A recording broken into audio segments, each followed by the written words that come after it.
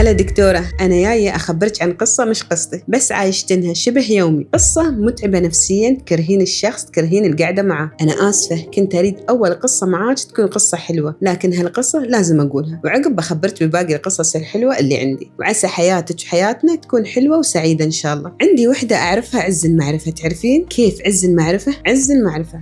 لا تصبين الشاي الحين، خليها في الآخر، أخاف الشاي يبرد وما نشرب. الكل صار يعمل لها حساب أن هي ذات منصب ومكانة مرموقة. لا، لأن هي والعياذ بالله سليطة اللسان، من أصغر شيء تعمل مشكلة، ما يمر يوم إلا وهي عاملة مشكلة مع أي حد. أعوذ بالله منها، والله تفكرين 1000 مرة قبل ما تكلمينها. تدرين الكل صار يتجنبها، أقصد يتجنب لسانها السليط. تخافين تتعاملين معاها. أنا أستغرب من الناس نفسها ولا هي نادرة الوجود. أول مرة تمر عليها الشخصية، أقول لك إذا طرشت لي رسالة أخليها تقريبا نص ساعة أو أكثر أو أقل، المهم ما أفتح على طول، لأن أقول أكيد كلامها يجرح. ليش أعكر مزاجي؟ ليش أرد عليها؟ ليش أقرأ رسائلها؟ ليش يوم يخترب وهي السبب؟ صرت أتجنبها وصرت قليلة الكلام معاها. ما أحبها ولا أكرهها. حاولت أطنشها وأطنش أسلوبها، ما قدرت. تستنزف طاقتك، تستنزف كل شيء فيك حلو. من أدخل عليها والله حقيقة أتعوذ من إبليس. دكتورة، ترى صدق هالفئة جدا متعبة وتعبتني.